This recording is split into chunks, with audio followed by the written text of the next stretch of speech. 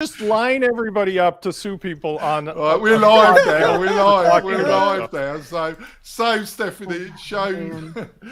Yeah. Now that you got Spencer all heated. So when you're ready, Stephanie, do your countdown, go straight into it. Come on. First of all, are these new glasses, Jonathan? I don't recall these. You've got an amazing glare. Yeah. All right. Okay. Are we ready, everybody? Hi out there for anybody who's watching. You know Greg is out there, so hi, Greg. Anyway, yeah, there he is. Our number one fan. We love you, Greg. Okay, ready? Here we go. 3, 2, oh, wait. What episode is it? Is it 7:15? 7:16. 16. Okay. All right. 3, 2, 1. Hello, everybody, and welcome back to another episode of This Week in WordPress and Tech by WP-Tonic. I am your host, Stephanie Hudson, repping Focus WP, as well as Bertha AI. Would you like to meet the rest of your panel? John Locke, please tell the people who you are. John from Lockdown SEO. Spence from being controversial in WordPress.org is apparently not acceptable to people in this industry. That's a new website. It just started this morning. I'm so mad at you for doing from people who live in glass houses shouldn't throw stones.com. Got it. You should register that. It's catchy. Sally. Sally from the pot kettle, calling the kettle black.com. Mr. Denwood. Oh, I'm the founder of WP-Tonic, the happy captain of this show. Back over to you, Stephanie. The prime troublemaker of the bunch. And regretting that more and more every day with every episode. Special guest, Heather Wild-Renzi. Hey, I'm Heather Wild-Renzi, CTO of The Difference and also pot stirrer. Whatever, not nearly. You do it a lot more subtly than these guys. Well done. Can I start the show by saying something very briefly? Because I think as a group, we've been here long enough to say. Please don't, because I've been sorting out your rubbish. Come on, this isn't any specific person. It's a very special episode of Blossom. We're going to have a touching. If you just let me say this, we'll be done with this. Otherwise, it's going to be us tugging of war for half an hour. Go ahead. We've learned that in the past. Okay, before I came to WordPress, I grew up in Chicago. I'm an attorney. I fought lots of fights with lots of people in lots of places. But when I got into tech, my first venture in tech, you can look up my name on TechCrunch, okay? I took on a billionaire and his ex-girlfriend in public. When I came to WordPress, the best thing about it was I thought I had left all of that drama behind because it's a bunch of people that like to build cool stuff for fun.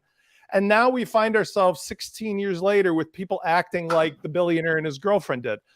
Anybody who thinks that I'm going to suddenly stop being me is out of their freaking minds. And I'm an attorney, so I'm very, very sure when I say things, I'm within my legal rights and limits. So I would prefer if people would just address the reasons that I bring things up in a fair and objective way so we can have a healthy discussion instead of these threats and collusion and somebody said this and you can't do this. And this permeates the WordPress community, even to the fact at WordCamp US, do you know that they're like blackballing people if they threaten to have a private party or if they threaten to do this? I mean, we're in 2022, for God's sake. This isn't somebody's little fraternity house. Well, nobody understands dialectic anymore. Nobody is interested in a conversation. They all want safe spaces and they all want I think they've gone beyond. They either want to be cocooned or, people don't understand that there is something other than in between being completely protected from anything that might upset you and like having a nasty, vile, ad hominem attack. People have completely forgotten that there used to be such a thing as a healthy debate during which people would disagree and perhaps get fairly intense, but not actually attack one another and be able to like go out and be friends afterwards, which as an academic was my normal way of life. I go back because of my legal background and who I am. I'm a Scorpio and everything else. The Greeks, the Romans, everybody in society, civil society, made progress because of healthy public dialogue.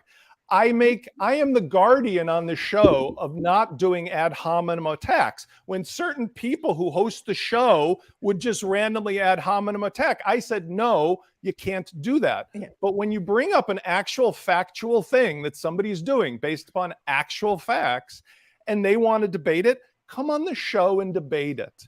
Publish something in public for us to talk about, but don't make threats in the background. You're going to sue me or sue us. That's just childish, and it's not based on anything that's going to happen. Well, that's why I got divorced, Spencer.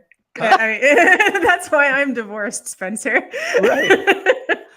Exactly. Me too. Okay. Right. All right, Spence, do you feel better? Thank you, Stephanie. I appreciate You're your welcome. latitude. Sure thing. Now let's hear from our sponsors before they quit the show from all of the arguing. No, I'm just kidding. Let's hear a word from our major sponsors. And we're back. There are some special offers from our sponsors just for you, Tribe. Go over to WP-Tonic.com/recommendations. Now let's dive into our stories for the week, everybody. We are going first up to the WPMinute.com. Is what's good for Gutenberg also good for WordPress? I feel like they missed an opportunity for like what's good for the Goot is good for the gander or something. I don't know. They could have made that title a little more catchy. But anyway, Yeah, here we are again, guys. Let's talk about catchy. Gutenberg and full site editing. Surprise, surprise. What do you guys think? Sally, what do you think about this? Well, I noted that this is a question that has come up on the show that people here, either regular panelists or guests, have several times said, hey, it'd be kind of nice if they'd fix some of the stuff that's been wrong for years before trying to roll out new features. And so clearly we're not the only ones asking the question. And this is, it takes a fairly balanced approach in that it says, yes, there are some good reasons for making Gutenberg a priority, but that doesn't mean that the core team does not still need to tackle security, data organization, options, and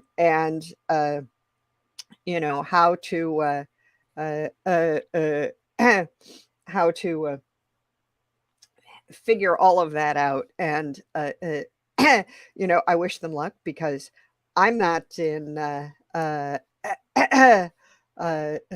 any position to dictate what they focus on or magically provide people to focus on it. So Gutenberg needs WP needs Gutenberg, but Gutenberg doesn't need WP. So what does that mean for WordPress? What do you think, John? Yeah, I think that's where Matt's going. It's somewhere back at the automatic offices. They decided that Gutenberg is going to be the bigger long-term play, and I have a feeling that the goal is to make it portable. I mean, they already have Gutenberg for Drupal, so I'm not sure what Matt's vision is, but I would guess that it's to do with Gutenberg being placed in a variety of locations, not just in WordPress itself. But as Eric Karkovic puts here, if Gutenberg fails, WordPress fails because they've gone so all in with the block editor and tied the feature of WordPress intrinsically to it. That's kind of what's going on. But yeah, there are all these other nagging issues that still need fixing, and the block editor itself too. It still is buggy. I have client sites that are using Gutenberg, and there are bugs that still occur, which are rather distressing. I have client sites that are not using Gutenberg, and there are bugs that still occur. Absolutely true. Heather, what do you think about this article? I mean, I keep thinking about of any application that I've ever created, the tech debt that builds up. And I mean, WordPress has been around for what, like almost 30 years now, and like the amount of technical debt on WordPress core, Gutenberg's like 10 years old. Almost 20 years. But I mean, like the amount of tech debt of one versus the other. I mean, eventually they're just gonna.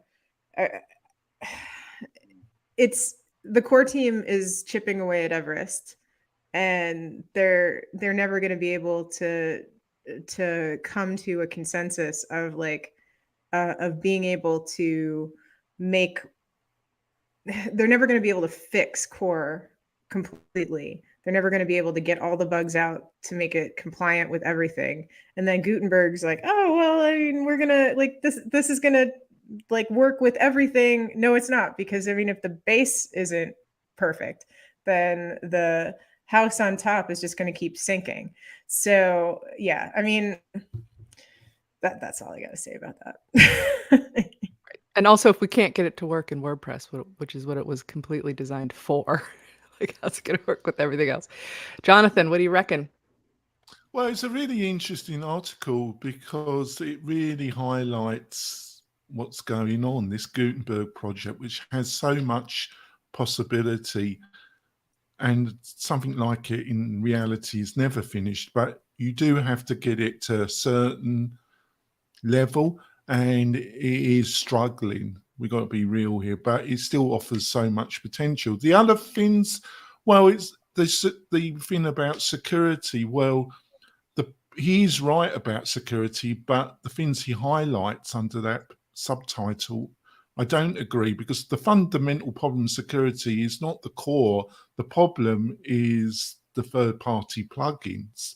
They are the security problem. And Automatic ain't going to do anything about this, and WordPress org isn't going to do. So it needs a third party, and I've said this before, it needs somebody that can give a blue tick to select Premier plugins, and the plugin to get the blue tick needs to have a security audit of their plugin. So larger companies know that it's reached a certain standard, because the fundamental problem of security is not with core now. It's got a reasonably good track record. It is to do with the third-party plugin structure, Stephanie. That is the fundamental problem. And do you have anything to add?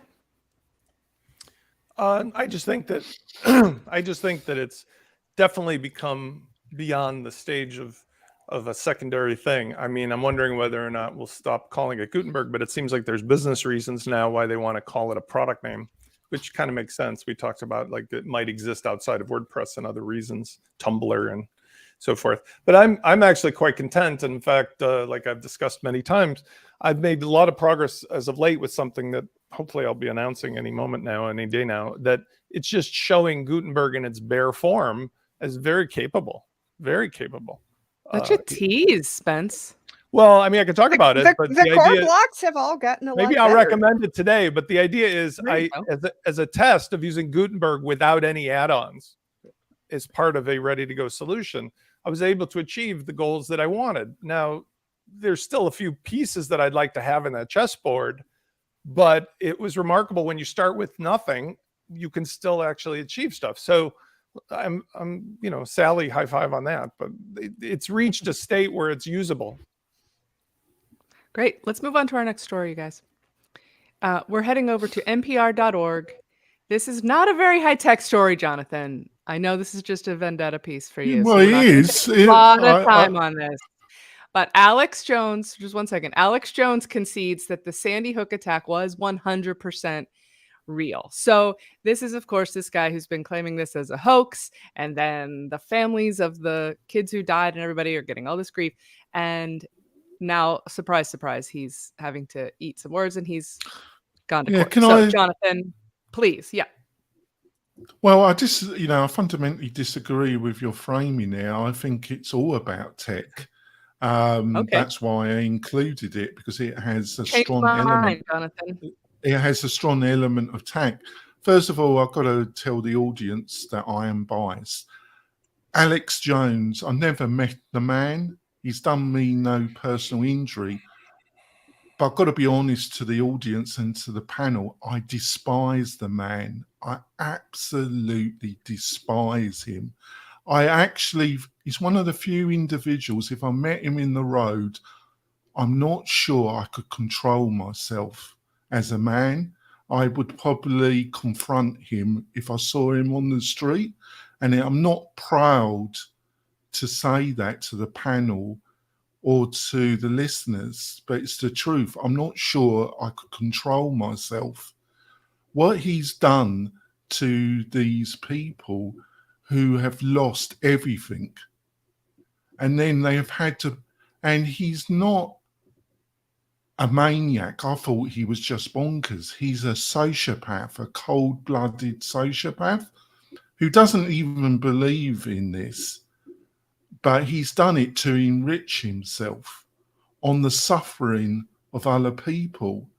And what is interesting, how he's utilized tech and YouTube, and he has built a and it just shows you how much money you can make by having a comparatively small audience when it comes to the population of America and the world. But when that audience is really rabid and really buys into your sick message, how much money you can make. His company, even when he was barred from YouTube, it's been reported and it's online and it's been in the court case. He is making $70 million a year from his poison and from his nonsense.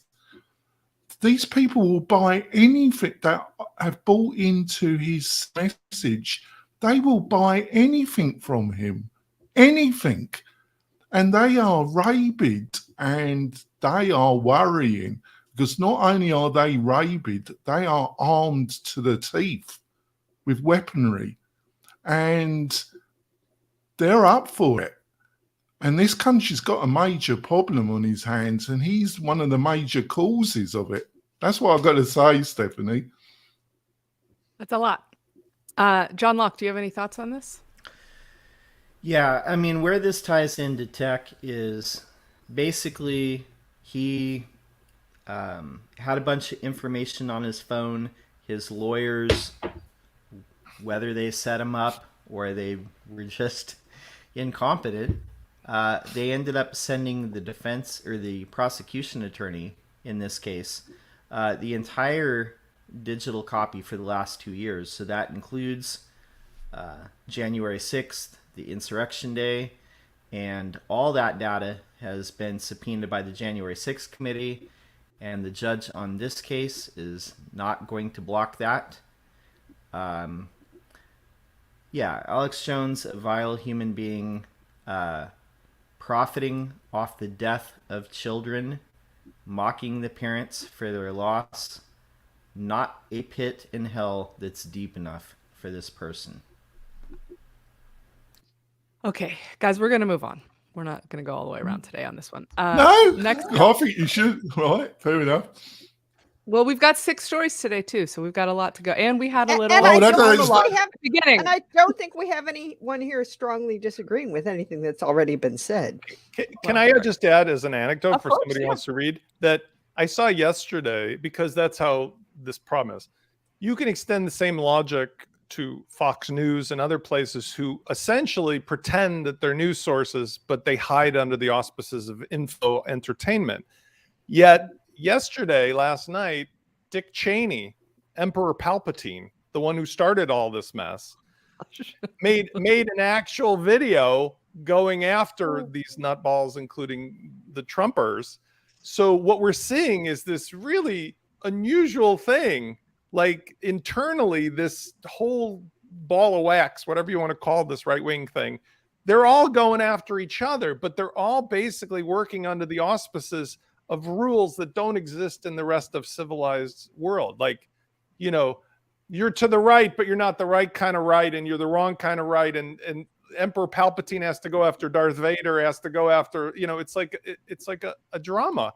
And it's very fascinating from a societal viewpoint to watch this unfold, where the truth all comes out about the Matt Gateses and the Alex Joneses and the pedophilia this and the, while they're all talking about grooming and taking away everybody else's rights. It's like, this is really very interesting. We're watching history in the making, because other societies where this happened, it was all buried for generations until people discovered what really went on. We're watching it in real time. Yeah, but Spencer, I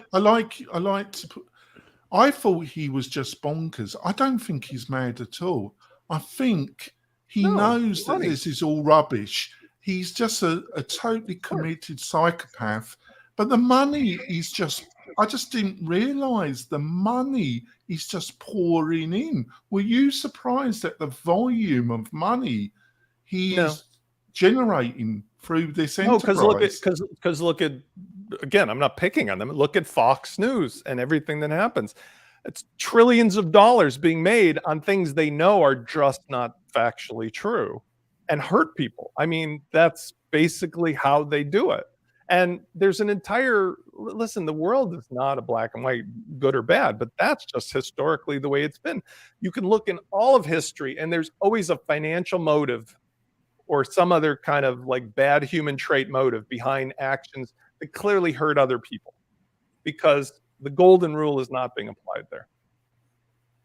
And that's it.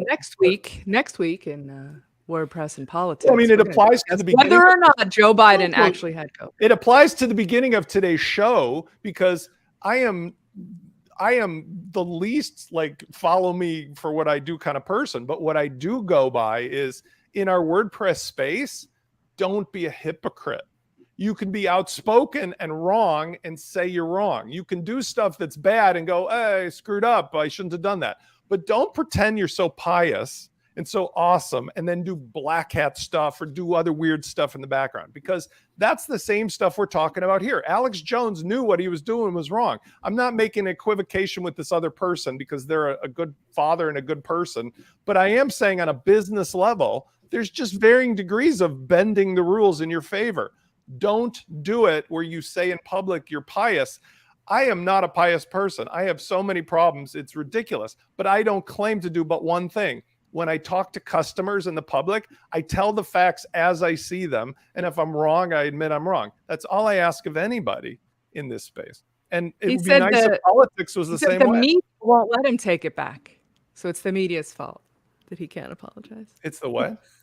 He said it's the media's fault. The media won't let me take it back. The media makes money off of drama. I mean, like today I was talking to a friend about doing one of those, you cut off all your news. I just removed all the apps. I'm going to take a complete news break because I'm actually feeling it sucking me into the vortex of distraction. And it's difficult for everybody. Well, you know, I posted a post on LinkedIn last week. And So I had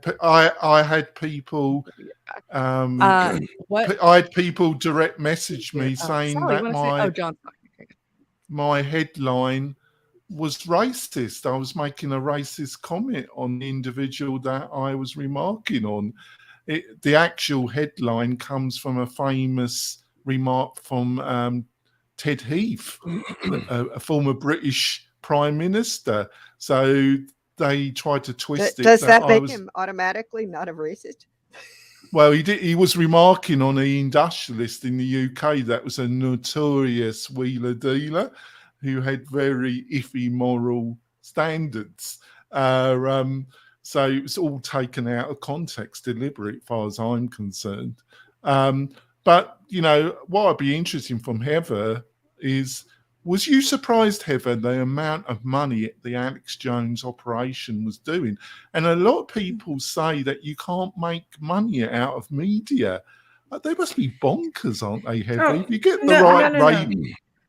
No, I mean, so a lot of the stuff that he's making money on is merchandise and advertising. So, I mean, it's not that he's making money on like the shows that he does, which, I mean, obviously he is, but I mean, it's the advertisers that are paying because he's the #1 show in his genre.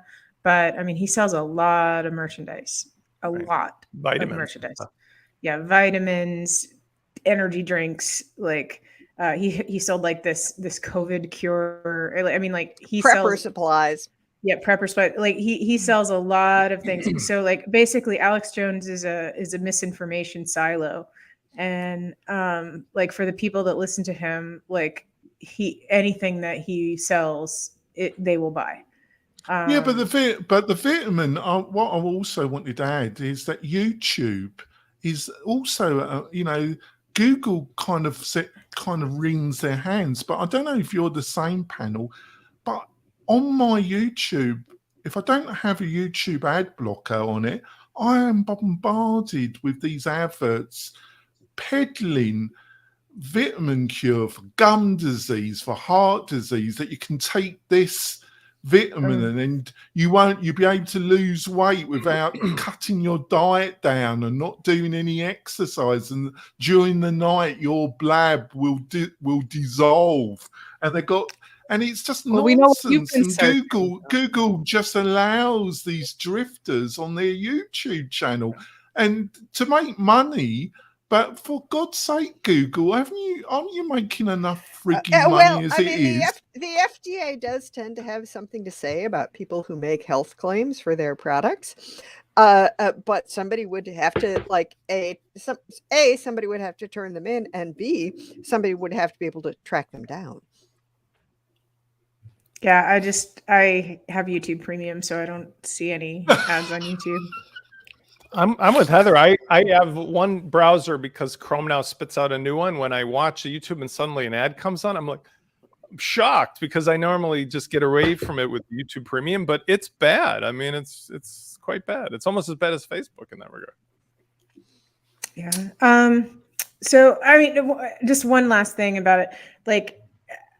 So I think all of this started back in the early 80s. I remember, and in the 90s, there was this show called Coast to Coast AM. And Art Bell. Yeah, Art Bell. And it was interesting because Art Bell was like a known skeptic. And I mean, he was 100% like he would allow anyone to call. It was an overnight show. You could hear it across the US.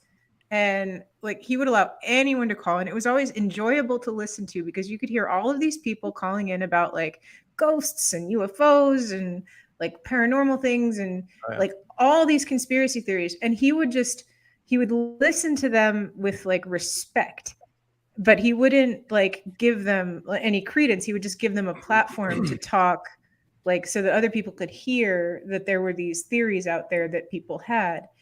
And I think what's happened is like with, and it was like a great show to listen to for like truckers or people on the road at night, like kind of like the Sleepless in Seattle thing. But now you've got this wide audience that's no longer niche truckers on the road or people just on the road. Like, and it's not like somebody respectfully listening to somebody's alternative viewpoint and like asking genuine questions of like, why do you feel this way? It's somebody like adding an emotional, like, this is how it must be, and just spreading the same message over and over, amplifying that in a way that you have to feel it. So, I mean, I think that we've gone from like respectfully understanding that this is a niche idea to amplifying those crazy conspiracy theories to the masses. Don't you feel like that's sort of pandemic across like all topics and channels at this point? Like there's the meme out there that's like, you put a post up like, wow, I really love apples. And someone's like, how dare you? Why would you single out apples like that? You didn't even mention oranges. What about them? How do you think they feel? Like it's this ridiculous situation that we're in where it's like everything is so intensely emotionally charged, and there really is respectful dialogue, which I will say is one thing about this show, that we do argue and bash each other a bit, but like it is all done still with respect. Like we could all leave here and go have a beer together, like without it being but I mean like Alex Jones. So the difference between like Maury Povich and Alex Jones is like Maury Povich, even with all those crazy things, like he always treated his guests with respect, like, whether they were baby daddy or not. Right. No, but everyone on that show, like, and it's funny, like he was actually like the neighbor of like my fiance, like my first fiance. But like, like, so I mean, he always would treat everyone on that show with respect, whereas like Alex Jones is like sensationalizing people. So No, I think it's everyone something. with respect. I see where you're going, Heather, but I think it's worse because you have opinion show. This is an opinion show. We are a panel and we have opinions. They are our opinions. Alex Jones, Fox News, and also other channels on the left, but it's more about framing with those. When it comes specifically to some degree Fox News, but very much with Alex Jones, he tries to make out that it's a news channel, that they are dealing with factual information. And it isn't. At best, it is pure fantasy. It's just nonsense based on nothing. if there's ever an It's opinion, more of a cult of personality. This Yeah, is the Church of Alex Jones, and you will burn if you do not agree with me. here's the difference between journalism and entertainment. If you feel any opinion creep in or any personality of the reporter, then it is not journalism. Like, it just has to be like factual reporting, 100% facts, with no bias, with no opinion. Then There is journalism. nobody who can write anything without an opinion. However, what you need to do is be very clear. Here's where my biases are. I am attempting to avoid including them, but you should know this up front because I'm trying to honestly report I mean, this. you have to go all the way back to like Walter Cronkite to get like close to what journalism was. Edward R. Murrow. You need the anchor man who will just read anything on the prompter. I think the problem is No access is now to, I mean, Heather's points are really top notch. I agree with all of that, but I think it's an access issue. There was always a gatekeeper because during the Art Bell era, he was in Pahrump, Nevada with his own 200-foot tower, but not everybody had a 200-foot tower or an FCC license. So there was only a few channels through which you can get stuff.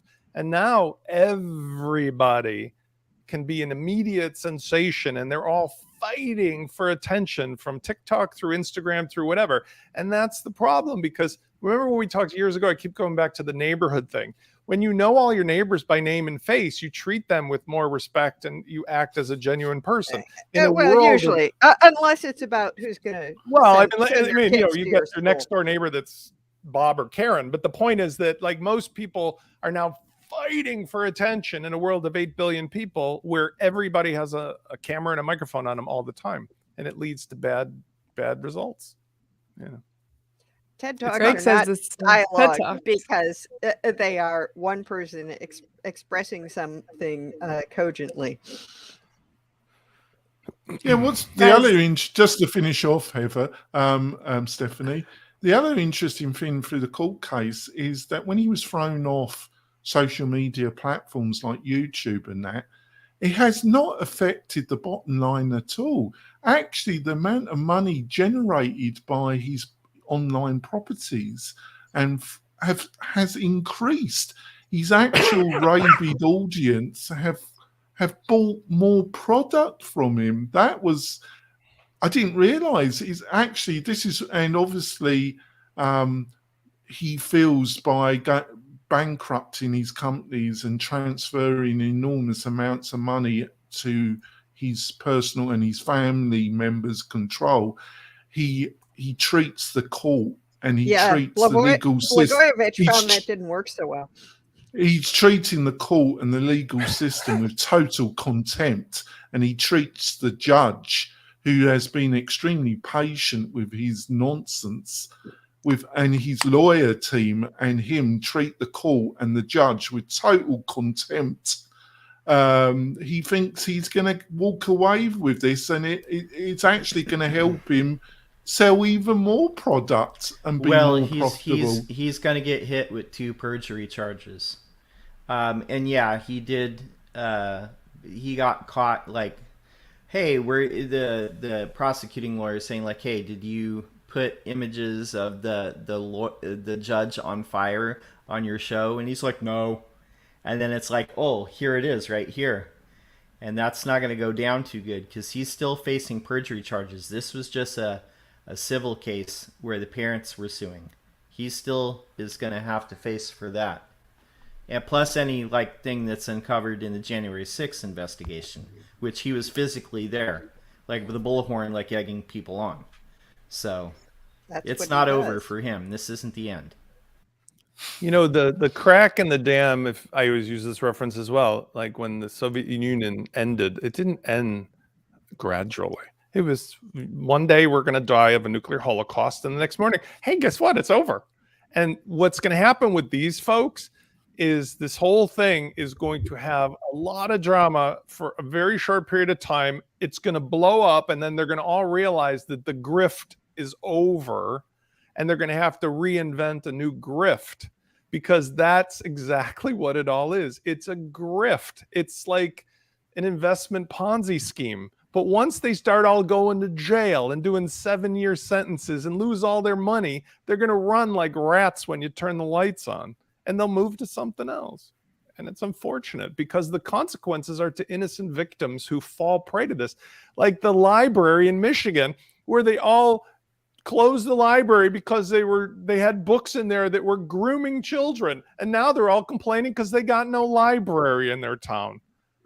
And the people running the library were these very nice, normal, maybe alternative LGBTQ people, but like never did anything to anybody. And now it's like, okay, fine, you can have your library. And they got nothing. And that's how things fall apart. And then they go, hey, why don't we have a library? Because you didn't think it through. Things have changed. I'm man. not It's sure not how we going got backwards. here. Okay, I'm we not need sure to how go we for a got break. Radical Time for a people break. act But guys, radically 'cause they're it's stupid. time. This has been an interesting discussion panel. I'm sure the tribe is loving it. It's a little different than what we normally are talking about, but we do have to It's pay all some related. bills. We are gonna go. It is all related, but it's still a different. This is a different slant on things than we usually talk about, Spencer. So we're gonna go. Well, for a break. you weren't here last week because the show went on for almost 2 freaking hours. So there we go. And Well, we'd we're prefer that heading not to- happen again. Yeah. Are we taking a break, you guys? Because we gotta take a break. Just everybody sit tight. Don't make me mute y'all. She'll do it. And we're back. What did you say? I said, she'll do it too. I know. You watch me, Spencer. She's got All the right, button. guys, wherever you are listening, do us a favor, hit that thumbs up button, subscribe. If you are on YouTube, hit the bell. If you're on Facebook, join our Facebook group so you don't miss out on the notifications there as well. We've got Clayton in the chat. Did y'all already talk about FSE? You are just in time. Wait, no, I don't think that's this article. Hold on. Yeah, this is the one. Perfect timing, Clayton. We are going to head over to masterwp.com and read the talk about the article by Brian Cords. Are WordPress hosting companies ready for full site editing?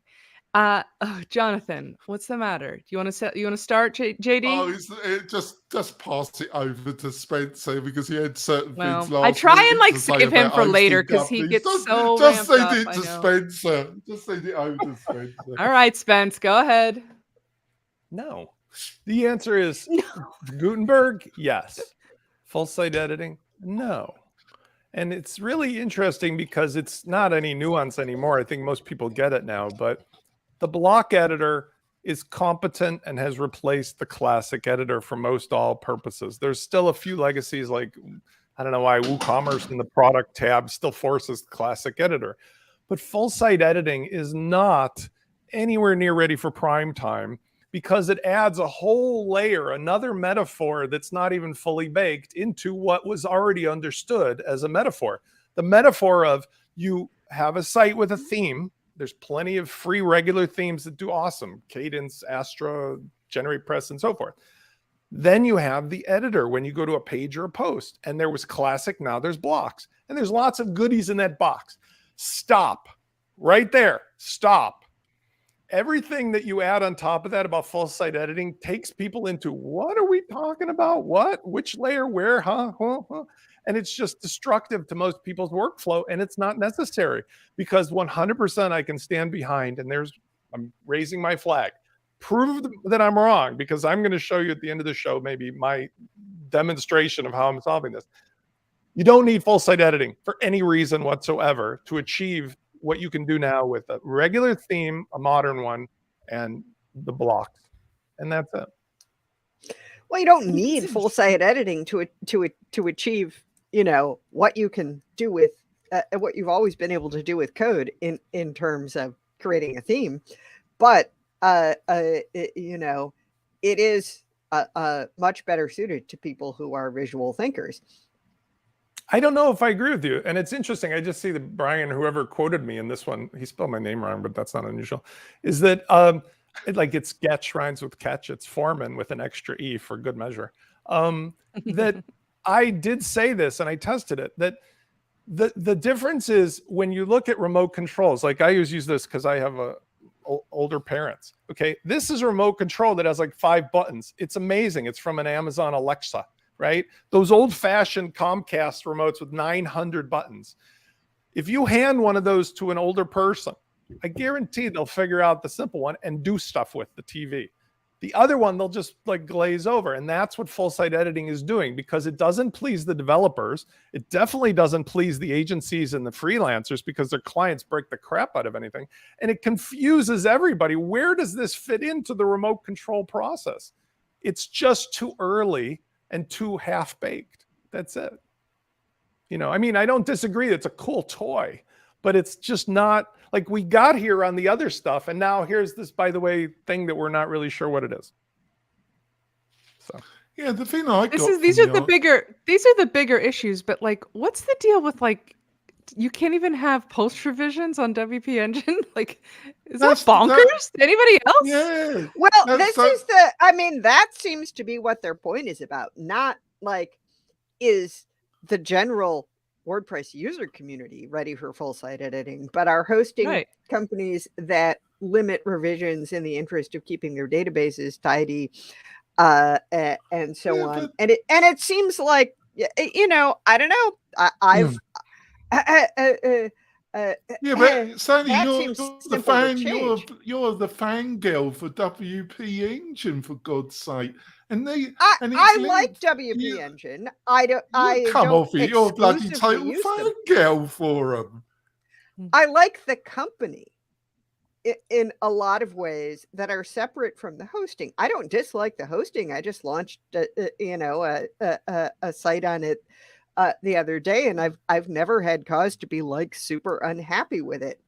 But I just think they're overrated, to be truthful, Sally. There is only so much that might be better here or better there or better the other place, in terms of what one can do as a hosting company. I'm not claiming that they're the best host on the planet, so don't set me up as a straw man. Got it? Jonathan? Take the hint, man. That was more than a hint. I'm only teasing, Sally. I was only teasing. It's all right. That's just, she's just letting you know you've teased enough. Everybody, back to your corners.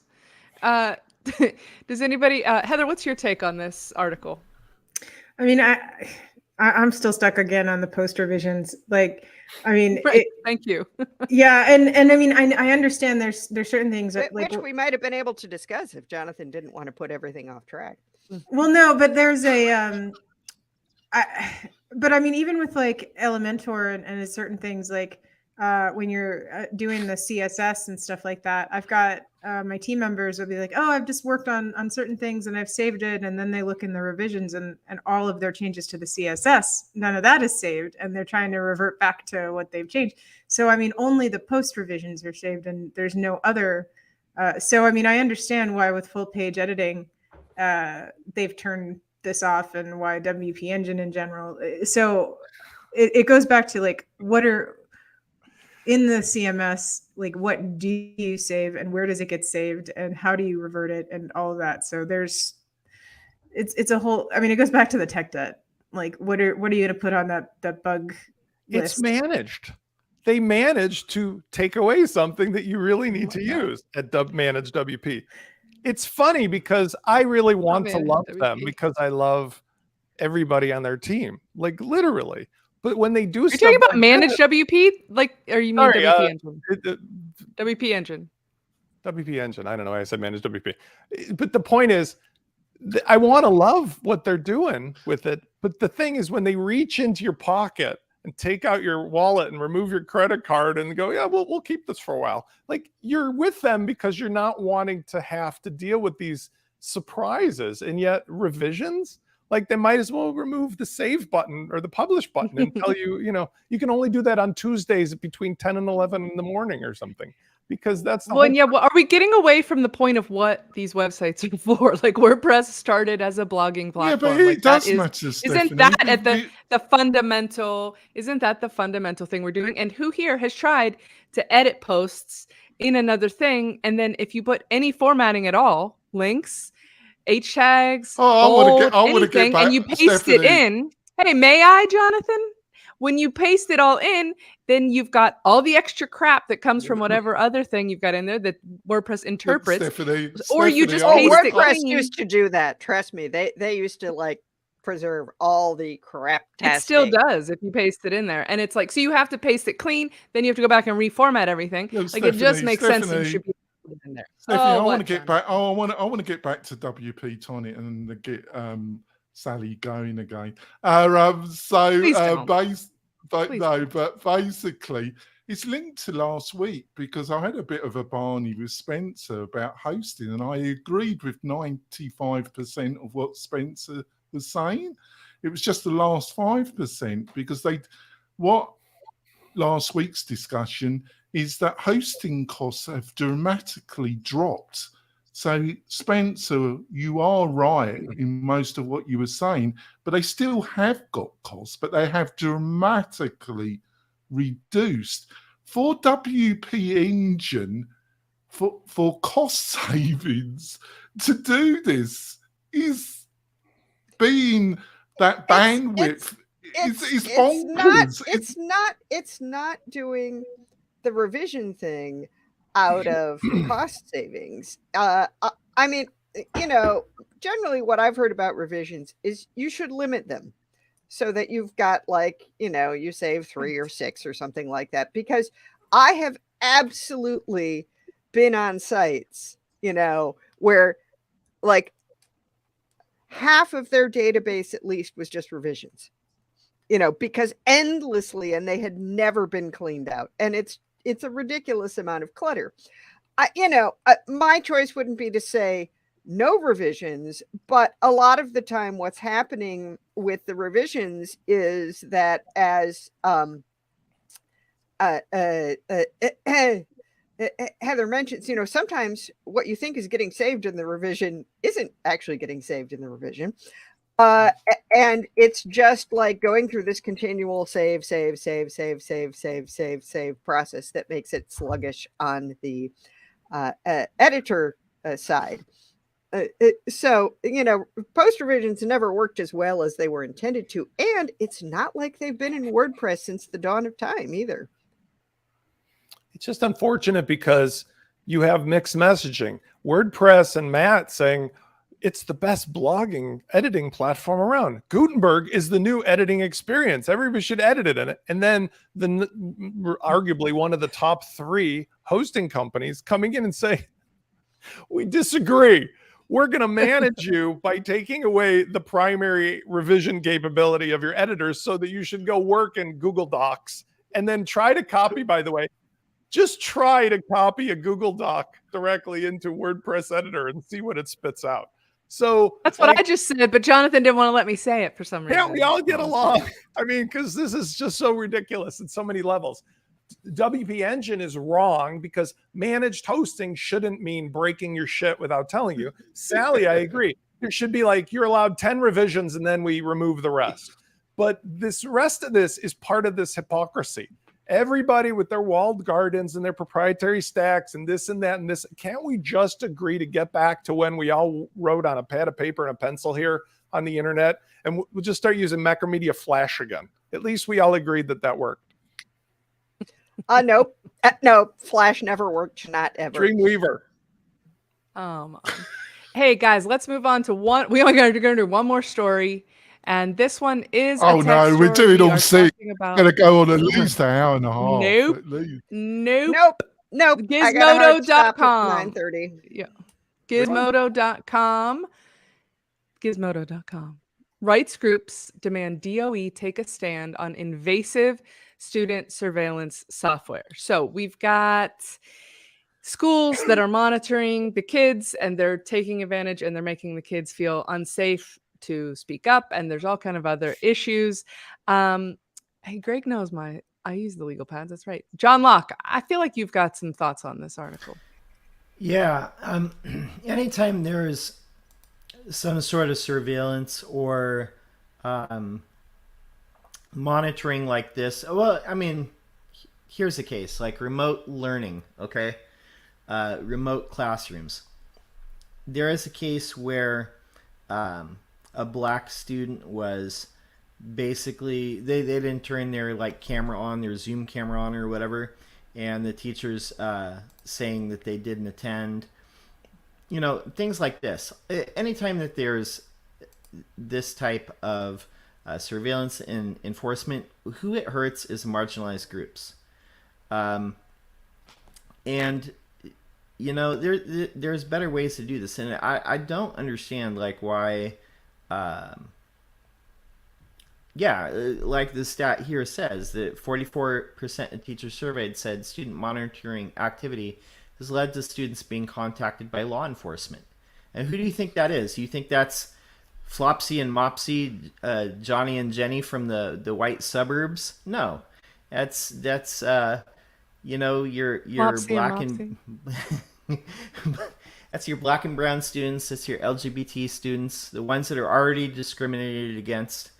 The ones that are already harassed by the cops that are in the schools. So yeah, I mean, we got to figure out ways to go out of the way, above and beyond, to protect these marginalized peoples and not discriminate. Because everything that has to do with technology seems to exacerbate these systems that are already in place. Greg has a comment here, like, okay, fine line to walk. Active cams are a good thing if it may prevent another Columbine, but that's not really what we're talking about. We're not talking about cams in the schools, are we? Isn't this about like home learning? Did I misread that? Well, kind of. That's why. Apparently, it's about software on the students' school provided computers. Right, but in the like at school, because why do we home. need?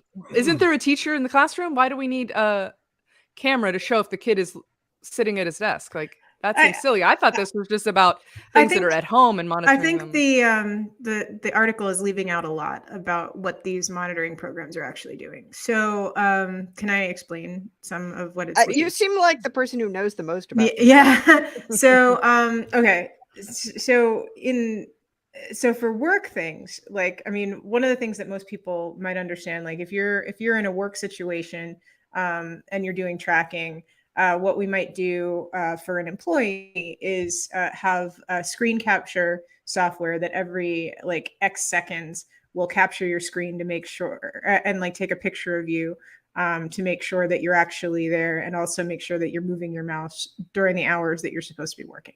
So that's one type of monitoring software that that people may be familiar with. However, the school surveillance software is a little bit different because we're like the schools that are using these are ones that have provided the equipment to the students in general. They've installed tracking software on the entire machine, so that it's in their emails, it's in all the applications, it's in the cameras, it's in the microphones, it's like living on these machines that have been provided to the students by the schools. So like whether they're in a school situation, like whether it's during school time or not, these machines are now surveillance devices that have been put into the home.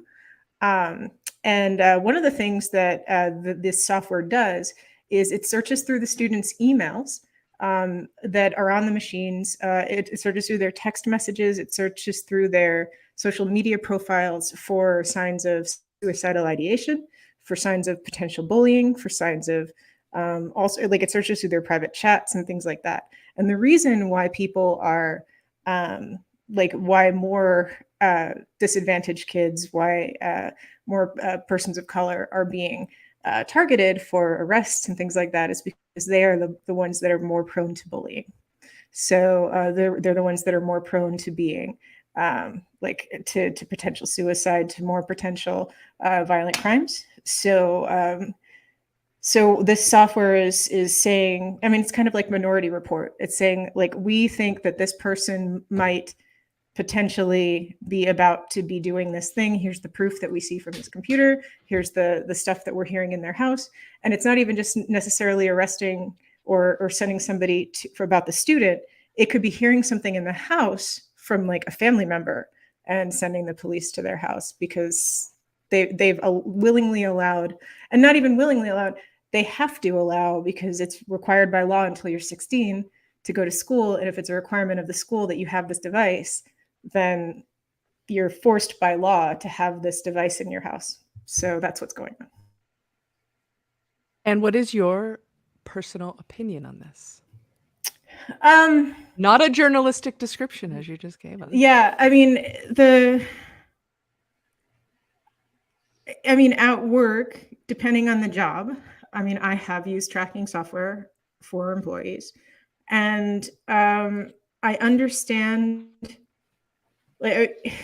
for the top 80% of students, they're not affected by this. You know, they're going to be like, they're not doing anything wrong. They're on the track for college. They're doing well. I mean, so the thing is, for the ones because that you ain't gonna hear any kind of domestic violence in the homes of top students, really? Well, no. I mean, like, so domestic. I mean, like, I think that if it can protect a child from domestic violence, then I think that is potentially a good thing.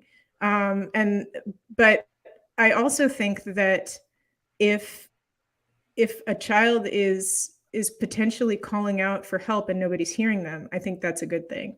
I think the fact that we're seeing it disproportionately among people of color is only because that is a failure of our society to help these people. So that's just, I mean, it's turning us into a surveillance state, but like other countries already are.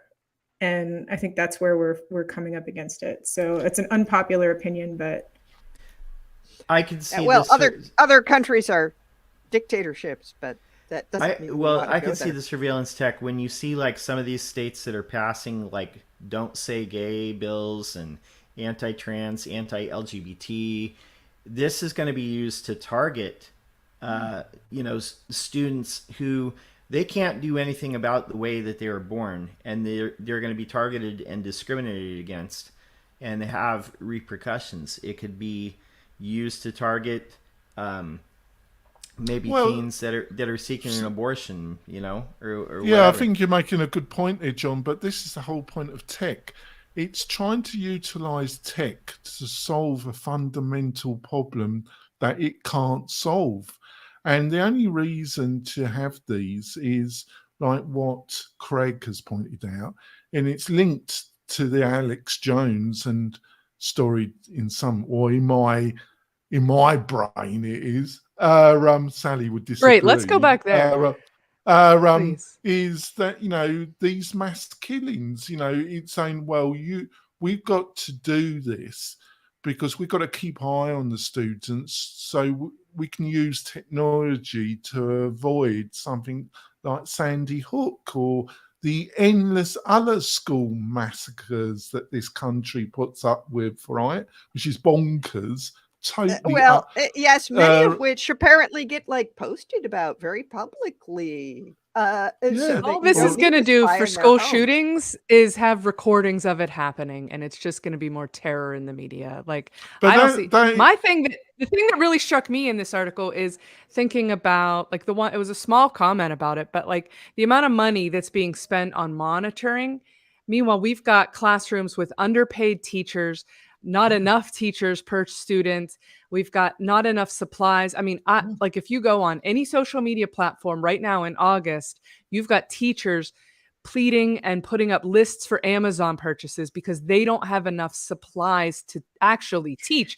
What are we like? What is the point of keeping a kid in their chair if we don't have the stuff to actually teach them properly in the first place? Like, to me, I feel like this is a misappropriation and a flipping of actual priorities when it comes to serving these kids. Well, one of the things that they're hopefully being able to do with AI here is that, I mean, one of the things that teachers used to be able to do because they had smaller classes and more time to spend with the students is to spend time to figure out, like, Johnny's parents are beating him, or like Chrissy doesn't have enough food or whatever. But what about Flopsy and Mopsy? Yeah, but if AI can figure that out because of like the tech that's on there, and then report it up to a social worker instead, and take that burden off of the teacher, then it can be an aid. The problem is if it's being used, somebody's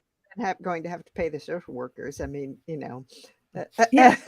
Well, yeah. I mean, again, this, like, if the follow-up doesn't get funded, if we can use AI for good here and help the children and get them away from bad situations, then I mean, I think this is an early attempt to help rather than harm. I strongly disagree. We run into all the moral issues with everything. I think it could have been, you know, but this is going to be what we run into with AI across the board. Almost, well, I think there's the ethics behind everything that we're going to give AI power to do. I think there's a lot of stuff where it was created with the intent to do good, and the people who created it never spent any time thinking about how it might be doing how it might be used to do something else. And anything humans invent can be used for evil. But absolutely true. A lot of the people who are designing, AI and tech in general, they're a homogenous group. And again, that's why, these teams that are developing technology and AI need to have a more robust and diverse group of individuals working on this and having decision-making capabilities. Because, it could help, like, the kid who's maybe the kid who's in the white suburb, if dad's beating mom or something like that, they get help from the police. But if that's happening in a black home or a Hispanic home, maybe the cops come and the outcome isn't the same as if it's in a different neighborhood. So that's it cuts both ways. Things can work for good, but in practice they often end up only doing good in certain cases, and then in other cases, because of human bias, it ends up going the other direction. And that's the big complaint about a lot of these things. So the problem with another great comment from Greg here. Find out what the CEO of the company stands for, and you'll see what direction the programming in the AI swings. It all starts with an ideology and how they want to extort or expand it. I think that is a very eloquently said comment, Greg, and a perfect note to wrap up this story. We are at the top of the hour just about already. So why don't we move on, guys, to our recommendations for the week. Jonathan Denwood, what's yours? I like to plug Simply Schedule Appointments. If you're looking for a good calendar scheduling solution for your clients or for yourself, they're a small plugin company. I know the founders. They do a great product. They've been on the podcast for an interview. I have to ask them back. And I thought I'd just give them some love because they produce a really quality product and they're independent. So have a look at what they've got to offer and give them some love. Sounds great. John, what do you got? So if you use stock music, there's a creator out there called Crank Lucas who actually has a hilarious YouTube channel where he highlights these beats that he creates using like little skits. Anyway, check out his site where he sells these beats. It's on cranklucas.infinity.airbit.com. But also check out the YouTube channel. It's incredible. Okay, Sally. Sure. This is a recommendation I heard in the Ladies of WP Slack group, and don't be fooled, none of us are ladies. But if you are a developer seeking a job and you don't want to have your time wasted with one of those stupid please whiteboard fizzbuzz for me, there is a site called They Whiteboarded Me, and they keep a very long list of companies that do not whiteboard while they're interviewing you. So I have put the link into the chat and also into Slack. I don't know anything what that means, but I'm going to check it out. I've never been whiteboarded. I didn't know that was a bad thing. Spence, what's your rec? Unless your job is going to involve solving made up programming problems in front of somebody live, then it's a really stupid thing to include in an interview. Sure, yeah. Spence, what's your rec? Sally, you were waterboarded at work? That's what I wondered. That's what I was like at first. I was like, but it's like racist because she was whiteboarded. So racist. So what's your rec? This is my soft announcement because I have to hard stop out of here. I have a lunch appointment, but I've been talking for a year and we've all been complaining about the problems of WordPress, problems of Gutenberg, the problem of how hard and confusing things are with Frankenstein monsters and shiny balls and everything else. And I decided instead of me continuing to complain about it, I'm going to take a different approach. So over the last year, especially the last 6 months, I've been working together with a bunch of people and on my own to demonstrate WordPress as it used to be, using the modern stuff. Remember the famous 5-minute install. Remember how you used to be able to actually have a solution immediately. Remember how people cooperated and the free plugins actually did stuff, not just acting as a billboard. I remember that the famous 5-minute install never took 5 minutes. That's what I remember. So what I'm introducing is essentially a framework that's fully free. It has a secret sauce of the plugin, but it also has these free demo sites, which I'm working in collaboration with other people like Vika Singh over at InstaWP. It's the starting point. It's the Lego base kit upon which you can see if you're a user, a freelancer, an agency, a hosting company. You start with that and everybody can have a common discussion about, well, that's awesome because it does the most important stuff you need, but I can add anything on top of it for my page builder, my particular. And I'm being upfront as well. I'm using it as a platform for me to feature my clients and other software authors, hosting companies who want to use my capabilities to demonstrate how their product or service actually works on top of the base kit. So think of it like a Lego, right? Like here's the base Lego kit. Now here's a cool new thing. Spence is going to show you how that thing could be added on, but it's all free. And if you want to add your own stuff, you add your own stuff. But at the free level, it does everything you need for a fully functional site, and the demo sites are there. It's called Launch Kit. There's a plugin in the repository that leads to the free demo sites. I ask you to sign up for the newsletter because when I'm using the newsletter for is a way to teach everybody for free, like in the old days, how to do everything that I did, including the Launch Kit plugin. And what I'm going to be doing with Launch Kit. So if I gave you the link in the repository, search for the plugin Launch Kit, or you go to WPLaunchify.com, click the button or /newsletter. But the point is, go to the repository, type Launch Kit. There's a YouTube video. What I'm going to be doing from here on out is what I did in 15, 16 years ago. I'm going to show everybody how you could take the Launch Kit for free, and you're a freelancer who has no business. You could find a customer with one pain point, use the Launch Kit, and immediately have that customer up and running. Make a couple $100 for yourself that afternoon. If you're an agency or a hosting company, you can show immediately what your stuff does in a common place. And the thing I talked about today is important. Absolutely, you should use your featured premium plugins and so forth. And I'll be talking about them. But what I'm talking about is if you start with the base Gutenberg, there's not a single premium plugin in there right now. And it works. And that's the point. So you can start with that, and anything you add on top of it is gravy. But you don't have to go down the path of like, look, I'm inside of so-and-so's vertical and I'm inside of so-and-so's verticals, and there's no phoning home and there's no sales pitch inside of it, other than there's one thing you can do. If you like the demos and you don't want to have to build it all yourself, you can keep the demo. You can keep it for yourself for a year, unlimited use, which gives you all the updates, because every month I'm going to feature in the newsletter different people who want their plugins and their services in there, but I'm going to give you a value for that that's over and above. And that's it. So that was my big like reveal. It's very soft reveal, but today was the first time that the public knows about it. I'm excited because that's how I got here, outside of WordPress and in WordPress. And I'm really, quite frankly, excited and dismayed at the same time.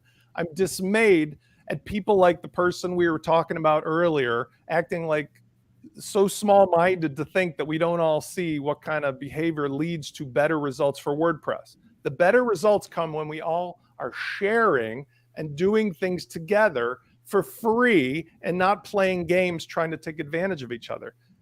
And this is what I'm doing about it. Huge value, I think, and I hope everybody joins me, because there's nothing else to. I'm not asking for money up front. I'm not asking for anything other than join me so we can move forward with WordPress into the next generation. Dun, dun, dun, dun, dun. Well, I gotta say, I'm very disappointed that I had you go before my recommendation, because mine seems real dumb now. Sorry about I that. just have an app. No, I'm just kidding. That's amazing, Spence. Thanks for what you're doing for the industry. We love you. I have just a little app that I want to share with everybody. It's one that you could have used while we have this link up on the screen. As a matter of fact, it's called Text Sniper.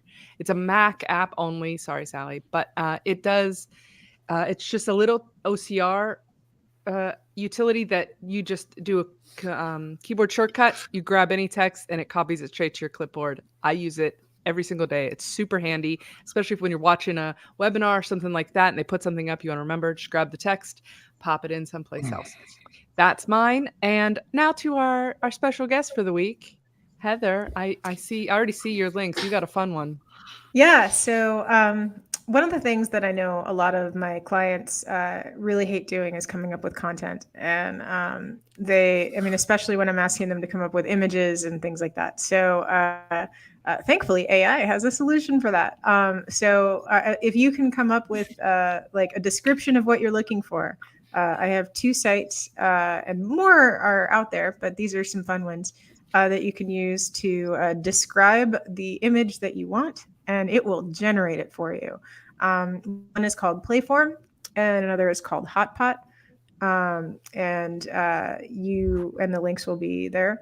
But you can, if you describe like you want a dog wearing a spacesuit, walking around on Mars with like the Earth in the background, then it will generate that for you in the style of Van Gogh.